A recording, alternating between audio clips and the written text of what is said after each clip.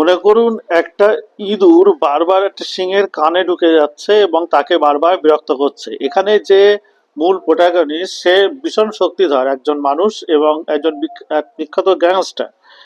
তার ফ্যামিলিটাও পুরো গ্যাংস্টারদের, কিন্তু যদি একটা ছোট্ট গুন্ডা যে বারবার তাকে গিয়ে ডিস্টার্ব করছে, তার ওয়াইফকে ধর্ষণ করার চেষ্টা করছে, তাকে মারার চেষ্টা করছে, তার বন্ধুদের মারার চেষ্টা করছে, কিন্তু সে বিশাল শক্তিধর হওয়া সত্ত্বেও তার বুদ্ধির কাছে পেরে উঠতে পারছে না। হ্যাঁ, এরকমই একটি সিনেমার নাম হলো পানি। পানি অর্থাৎ এখানে যেটা বোঝাচ্ছে এটা হচ্ছে মানে জব।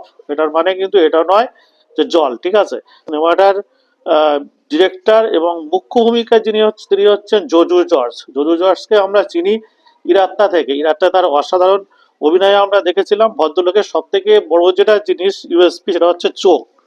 পুরো সিনেমায় সে শুধুমাত্র চোখ দিয়েই মানে আর কি যে ভয়ঙ্কর সে একটা যে বড় গ্যাংস্টার সেই ভাবটা সে রেখেছে, কিন্তু সে অসহায়, সে তার বন্ধুদেরকে, তার ওয়াইফকে বাঁচাতে পারছে না।